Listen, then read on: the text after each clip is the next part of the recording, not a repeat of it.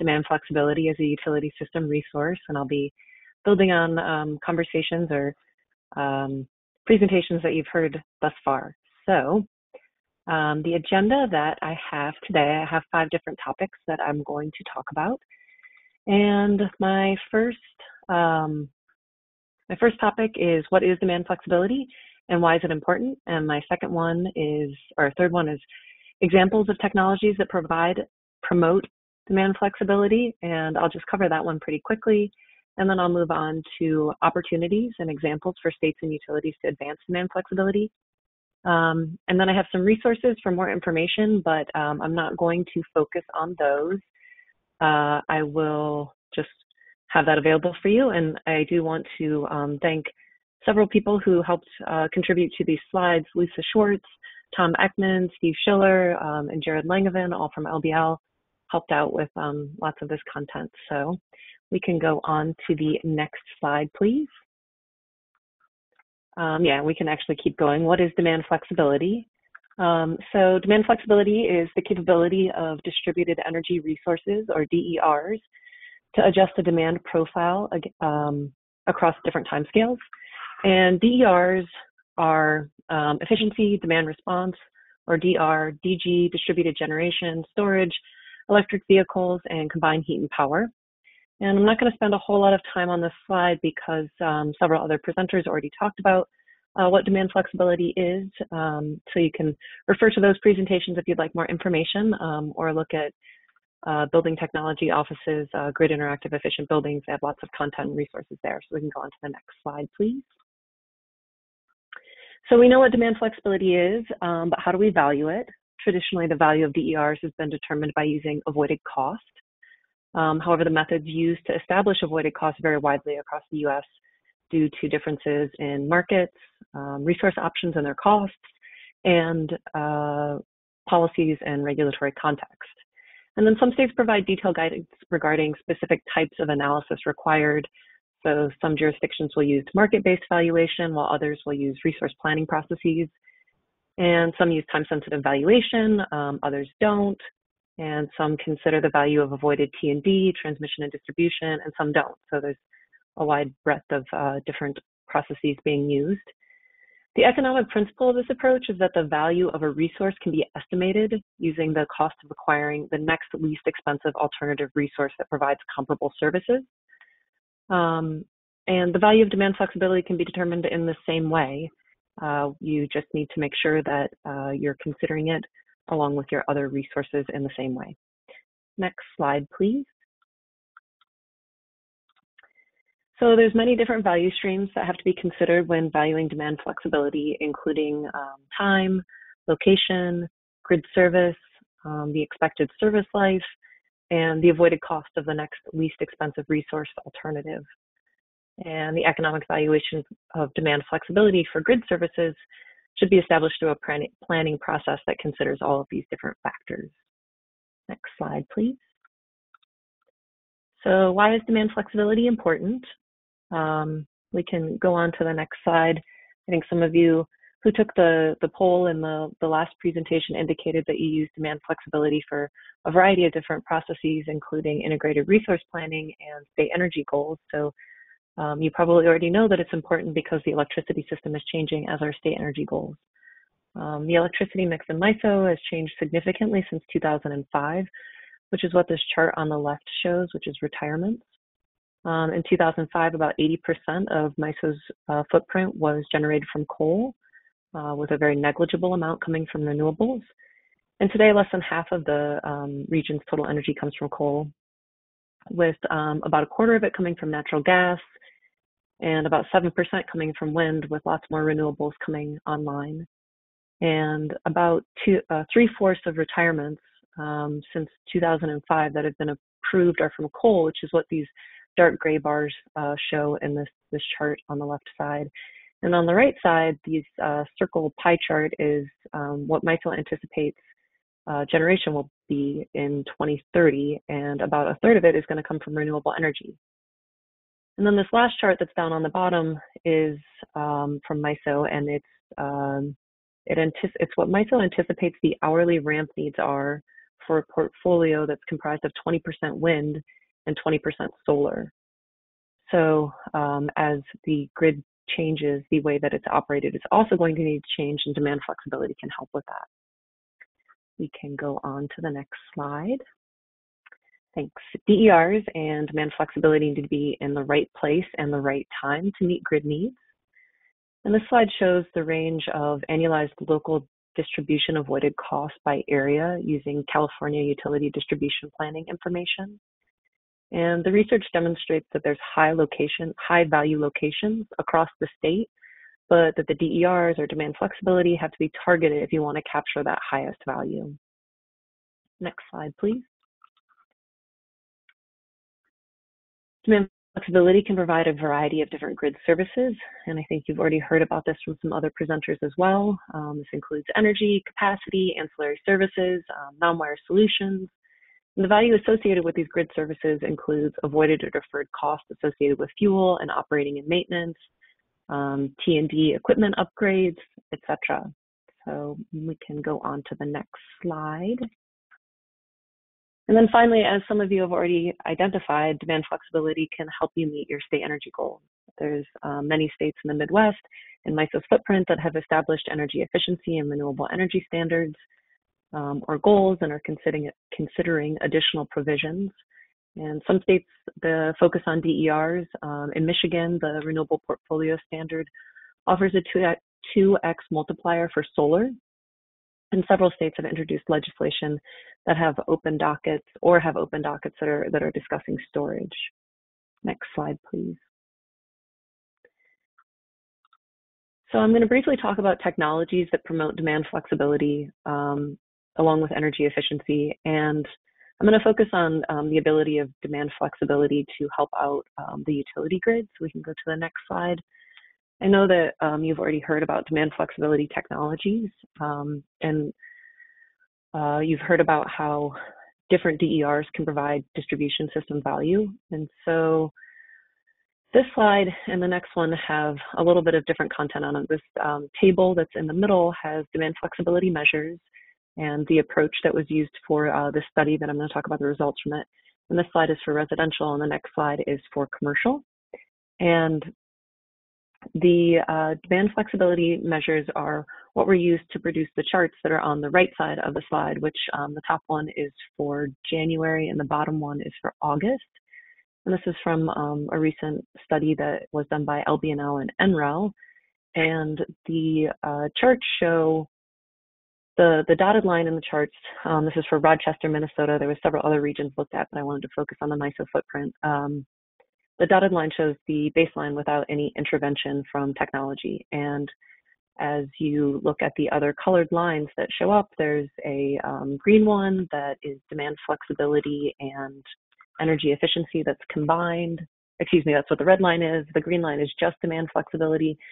And the blue line, I believe, is just energy efficiency. And so you can see in this pink shaded period, that's the peak period for this residential house, that when you combine energy efficiency and demand flexibility together, you're significantly reducing below what that baseline was you're reducing energy consumption during your peak period. So that's very beneficial.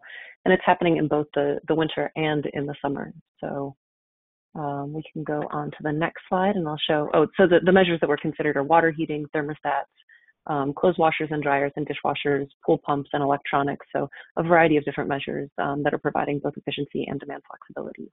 And then, for commercial, so this is the same chart, so the same table in the middle with demand flexibility measures. And then in our charts, this is instead of a residential home, it's a medium office.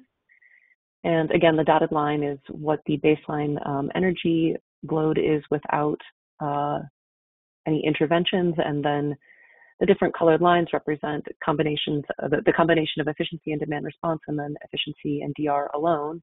And again, as you can see in that pink shaded period, that's the peak period in the summer and the winter, efficiency plus demand flexibility are providing the greatest reductions and the greatest benefits to the grid. If you're looking at the kind of purpley bluish period that's during the beginning of the day, that's when you would want to increase consumption. You can see that demand flexibility is going to be more beneficial there than Demand flexibility alone is going to be more beneficial there than demand flexibility plus efficiency, but that's for consuming electricity. So, and then the measures that were considered here were lighting, plug loads, global temperature adjustments in the building, pre-cooling, and ice storage. So we can go on to the next section. So this section and the next section both talk about opportunities for states to advance or promote demand flexibility. The next few slides are really focused on some research that LBL has done on demand flexibility and grid interactive efficient buildings that are part of a C Action report series. And so we can go to this first slide. This is a summary of key actions that state and local governments can take to advance demand flexibility. And we've grouped them together into three broad categories: gathering information and identifying opportunities, developing and implementing strategies to integrate demand flexibility, and accelerating adoption. And as this table shows, both the Public Utility Commission and state energy offices can implement the majority or all of these actions. So for example, commissions can specify consideration of demand flexibility in utility planning processes such as distribution planning or integrated resource planning. They can enable participation of demand flexibility in procurement for grid services, authorize pilot projects. They can also convene stakeholders to have informal or formal conversations about the role of demand flexibility as a resource. And then if you're interested in more of what this report offers, I do have a link at the bottom of the slide.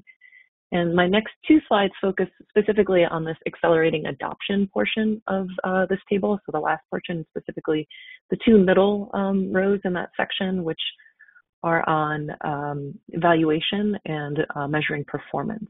So we can go to the next slide. This is a second of three reports that we have in an LBL C Action series. That there's the link available for this one. This is focused on evaluating demand flexibility.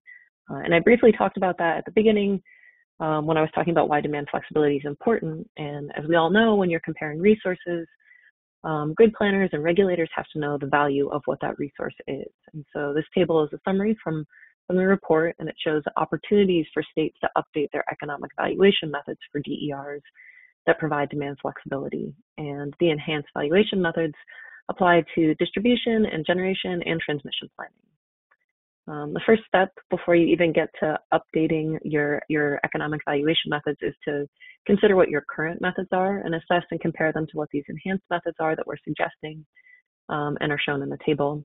And then after that, a utility or regulator can work on prioritizing which of these enhancements are going to be most beneficial to them and what the cost for making that enhancement is, both in terms of time and all of the changes that might be necessary, and consider what's going to be the most important and move forward accordingly. And some of the enhancements are more applicable to specific parts of the system than other parts. So that can also be a factor as states are considering how they can promote demand flexibility. We can go on to the next slide. So this is the third report in the series about that provides opportunities for states to promote demand flexibility. And this one was on establishing practices for robust assessment of demand flexibility performance. So state and local governments can play an important role in this to support reliable and cost-effective performance assessments of demand flexibility. And again, the link for this report's at the bottom of the slide. There's a variety of different types of actions that states or local governments can take, including encouraging performance assessments, providing technical assistance in sharing the results, and this could be leading by example in public buildings, adopting current best practices for demand flexibility assessments, which could include supporting standardized protocols for demand flexibility assessments, or ensuring consistency in the evaluation of DERs and their demand flexibility attributes, supporting advances in assessment practices, which could happen through pilot projects, improving access to data from existing and future utility infrastructure. So this could be about data access provisions or cybersecurity, privacy, or interoperability standards. And considering improvements in demand flexibility infrastructure. This could be through sub-metering or encouraging demand flexibility ready equipment through codes and standards, which Chandler touched on a little bit during his presentation. So we can go on to the next slide. So there's lots of different examples of states and utilities encouraging demand flexibility or a component of demand flexibility today. And I'm going to talk about some of the opportunities and couple it with examples. There's a variety of different implementation levers that states can pull. And the ones that I'll talk about in this section are resource standards, efficiency and demand response programs, rate design, performance incentives, executive actions and state energy plans, and building energy codes. And I'll talk about each one of these in a little bit of a higher level and then focus in on some of the examples that I have to share. So we can go on to the next slide, please. So the first group that I mentioned are resource standards, and states can use resource standards to promote DERs, including efficiency and demand flexibility. And the Massachusetts Clean Peak Standard is probably the most well-known standard that is promoting demand flexibility right now. And I'm going to talk about that more on the next slide. So other examples for including peak demand reduction targets as part of energy efficiency resource standards. You can include peak demand reductions as part of energy efficiency resource standards, or in lieu of that, requiring utilities to acquire all cost-effective efficiency, or using the time-sensitive value of efficiency. So we actually, if we could go just back one slide to the Massachusetts Clean Peak Standard example. Thank you.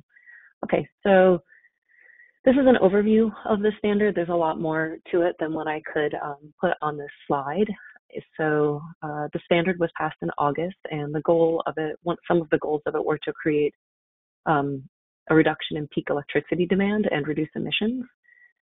And the standard requires load-serving entities to meet 1.5% of eligible retail sales with clean peak energy. And the percent increase is 1.5% a year, up to 46.5% by 2050. And the peak period changes by season, which is what this table on the top right side of the chart shows. And the hours for peak performance are changed by season. And there is banking with this, so load-serving entities can bank up to 30% of their clean peak energy for up to 3 years.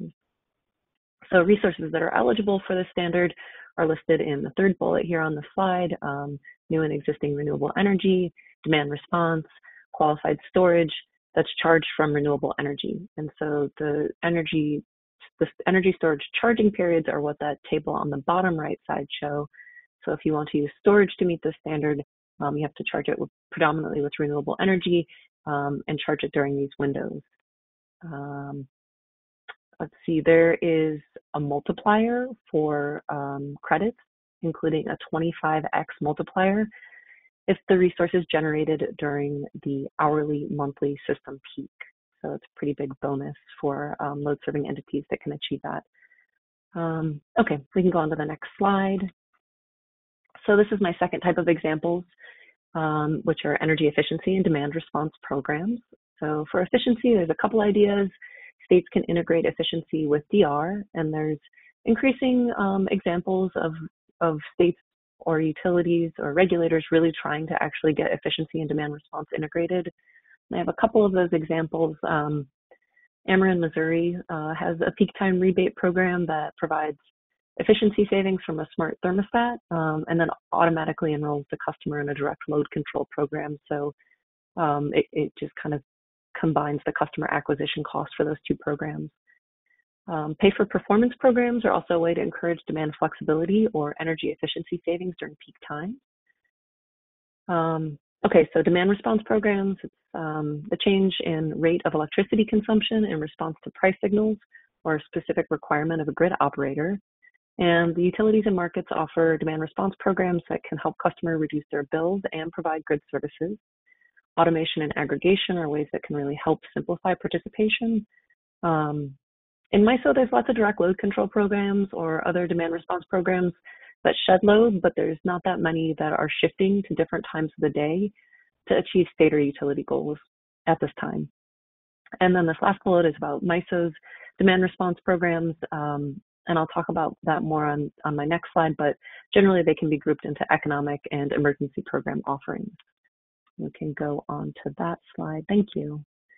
So As I mentioned, emergency and economic demand response. This table describes the demand response resources and the capability for each one of those resources over the last 3 years. And this is from MISO's Independent Market Monitor. The majority of demand response in MISO is that's participating is an emergency resource. And that is the first 2 rows of the table and the bottom row of the table. For some reason, I didn't put them together. But MISO can only deploy emergency resources when they have declared an emergency. So load modifying resources, the first 2 rows of this table, are planning resources that are obligated to curtail during an emergency. And these are typically interruptible load programs or direct load control programs that are administered by load serving entities. And they also include behind the meter generation. And then emergency DR resources, which is this last row of the table, are not obligated to curtail during emergencies, but if they do participate, they do curtail, they're compensated at the greater of the prevailing real-time locational marginal price or their offered cost for verified demand reduction. And then the kind of middle rows, the DRR is demand response resources, and they're capable, there's a very limited number of them, and the vast majority of them are in the first type of demand response resources. And about 1/3 of all of the demand response resources that came online were in the second half of last year. So this is still kind of an emerging service that is being offered, and there's not that many resources in it quite yet, but MISO does anticipate that this is going to be ramping up. In 2019, there was 41 demand response resources that were active, and with most of them coming online in the latter half of the year. Okay, so we can go on to the next slide. This is really focused on an example of a state participating in a demand response market. And this is from Massachusetts, where the Division of Capital Asset Management and Maintenance works with a third party they have a contract with a third party to provide services for state-owned facilities for active demand capacity resources and on-peak demand resources, and then also their capacity tag. And the capacity tag is reducing the demand charge for the facility, which results in year-long savings. And then the other 2 active demand and on-peak demand resources participate in ISO New England's market. So Massachusetts estimates that it's saving about $500,000 a year in energy costs for its state-owned facilities that participate in this program. So it's very beneficial to them. Let's see, next slide, please. Thanks. So my next 2 slides are on utility demand response programs, and this one is from Vectren, which is an investor-owned utility in Indiana. IPL, also an IOU in Indiana, has a similar program. This is a direct load control program that customers participate in, and they can override. The last evaluation that I looked at was for 2018 performance, so it was from last year, and it evaluated the impact of 2 different performance windows, which is what these charts show at the bottom of the slide. So between 2 and 4 p.m., which is the majority of the events that were called, and between 4 and 6 p.m. So in 2018, Vectren called 10 events in July, August, and September, and most of them were in the 2 to 4 period. 2 of them were in the 4 to 6 period. And during the events, the homes are pre-cooled for an hour, and then the set point is raised 3 degrees. And savings, you can see this in the charts at the bottom, were about 1 to 1.5 kW per hour per participating thermostat, which resulted in about 860 kW for the first hour and about 970 kW reduction for the second hour. We can go on to the next slide. So this is a direct load control program from Entergy in Arkansas. And it's a little bit different than Vectren's, which is why I featured it here, because it has a bring your own device aspect of it, and it also has a sliding scale of incentive payments based on if customers opt out or not. So in Vectren's program, the customers, I believe, receive the incentive regardless of if they opt out, and Entergy tweaks that a little bit so that if customers opt out of 4 or more events, they don't get any annual incentive. But so this first bullet should actually say that the events can occur between noon and 7, not the entire time. And so in that window, a signal is sent to a thermostat, and that increases temperature in the building.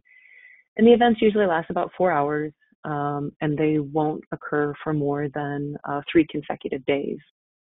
And you can bring your own thermostat, or you can obtain it from Entergy from this program, or you can obtain it from a different program that Entergy offers, and that's the initial incentive. And then for each year that you actually participate and don't opt out of more than 4 events, residential and small commercial can receive different incentive levels between $40 for residential and $100 for small business. You can go on to the next slide.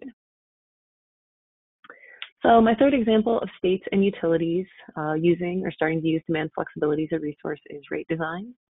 And some opportunities are that states can offer time-based rates with a large differential between them, between on and off-peak rates, or they consider rates that are more reflective of hourly system prices.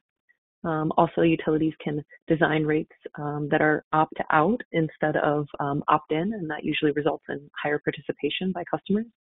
And for commercial customers, utilities can establish demand charges that are during the peak demand periods or have a higher charge that are during the peak demand period for the system. And I have 2 examples of time-based rates in the next 2 slides, so we can go on to those. My first example is from Minnesota, and the PUC approved Xcel Energy's residential time of use flex pricing pilot in 2018, and it'll be launched next month. And Xcel anticipates offering the pilot to about 10,000 customers in 2 different cities. And the graphic that's on the right side of this slide shows the pricing. And there's a pretty large differential that promotes customers shifting their usage to the off-peak or lower cost hours, which are between any time except for 3 to 8 p.m. And so prices are the highest in the summer and the winter, and they're about 2.5 times higher from 3 to 8 p.m. in the summer and winter than they are from 6 a.m. to midnight for all of our other hours during the day. And then they're about 6 to 8 times lower if you are using electricity between midnight and 6 a.m. Xcel also filed a proposal to revise its general time of day service rate for non-residential customers. And the PUC directed them to propose a rate to be more reflective of hourly system costs and to send price signals that would reduce peak demand and increase system utilization. And the rate's going to be mandatory for Xcel's larger general service customers, and it'll be optional for all other general service customers starting in 2024. And Xcel would like to pilot this with a limited number of participants focused on people who have electric vehicles. And that's a work in progress still. So we can go on to the next slide. My second rate example is ComEd in Illinois. This is their hourly pricing program, and Ameren also has a very similar program that's called the PowerSmart pricing. So customers choose to participate in this rate, and it gives them access to hourly PJM wholesale market prices, and participants can shift their usage to reduce their bills, including shifting their usage to when pricing is negative. ComEd offers customers lots of resources to make sure that they're not experiencing higher bills, including participation in a direct load control air conditioning program, hourly pricing alerts, and lots of different kind of communication, and an online platform for looking at what the prices are. And then they also have this feature called Load Guard, which is a program that moderates air conditioning usage during summer months during high-priced hours. So it'll put your air conditioner in conservation mode for a couple hours when prices spike up really high. Okay, we can go on to the next slide. So states can use performance incentives in a variety of ways to encourage demand flexibility. I have a couple examples here. They can provide an incentive for utilities that meet peak demand targets with DERs, including efficiency. And another option is to create performance metrics for the utility to develop opportunities for customers to align their loads with grid needs. We can go on to the next slide. I have another example from Minnesota here. So the commission opened a docket to look at performance metrics that are aligning load with resource generation and reducing peak demand. And they approved these metrics for Excel earlier this year for demand response shedding, and they identified future metrics for shifting and shaping. And in the order from earlier this year, the Commission directed Excel to provide data and examples of shaping and shifting metrics to interested parties, and then to work on a timeline for implementing those metrics in the future. And I think that those workshops are happening this month and next month. So those are still being developed for the future metrics. We can go on to the next slide. So states can use executive actions or state energy plans to advance demand flexibility as well. So there's two examples I have on this slide. The first one is from Illinois, where the governor released principles for clean and renewable energy, including giving the Commission the ability to create standards for controlling demand on the grid and optimizing utilization of electricity grid assets. And in New Jersey, 2 of the 7 strategies in the energy plan that was released last year to achieve the state's goal of 100% clean energy by 2050 include demand flexibility. The first one is around managing and reducing peak demand. And then the second one is on modifying rate designs to empower customers' energy management and align utility incentives with state goals. So we can go on to the next slide, please. So my last example of actions or opportunities that states are taking is building energy codes. And states can use codes in a variety of ways. Starting from my bottom point on this slide, California required commercial buildings to be demand response ready in their 2019 code, which I believe Chandler touched on, and allow residential buildings to use efficiency, demand response, thermal, and energy storage to reduce the size of mandatory PV systems from their most recent code for residential buildings. And then also in 2019, California passed a law requiring the CEC to establish standards for cost-effective deployment of flexible demand technologies for appliances, and that is an ongoing proceeding as well. So we can go on to my next slide. So these are questions that states can ask as you're considering how to use demand flexibility or other DERs, including efficiency. As a grid resource, you can think about what goals can demand flexibility advance, and then how can your state policy or regulatory gaps be filled to advance your demand flexibility and enable demand flexibility to be a grid resource. Valuation, performance, measuring performance, those were a few that I talked about earlier, incentive mechanisms, rate designs. These are all different options that I talked about in the slides. So we can go on to my next slide, and this is my last one. So there's quite a bit of time left for questions if anybody has any, but in addition to all of my other suggestions that I made, states can also join the NASIO Grid Interactive Efficient Buildings Work Group. The Department of Energy funded national labs to provide direct technical assistance to this working group, and we're helping states identify opportunities to advance demand flexibility in their state. And currently we're working on technical assistance, including advancing publicly owned grid interactive efficient buildings and quantifying the potential for grid interactive efficient buildings, and identifying and overcoming challenges for states to creating pilots for grid interactive efficient buildings. And those are broader than just state-owned buildings. It's state actions as well that they can take to enable demand flexibility in buildings within their jurisdiction. So my next slide, as promised, is lots and lots of resources that are available, and you can click on any of those links if you'd like to see the reports, or if you go to the next slide, there's my email address. You can reach out to me or Lisa about any questions that you have about any of the resources that I've mentioned. And I will stop there for any questions.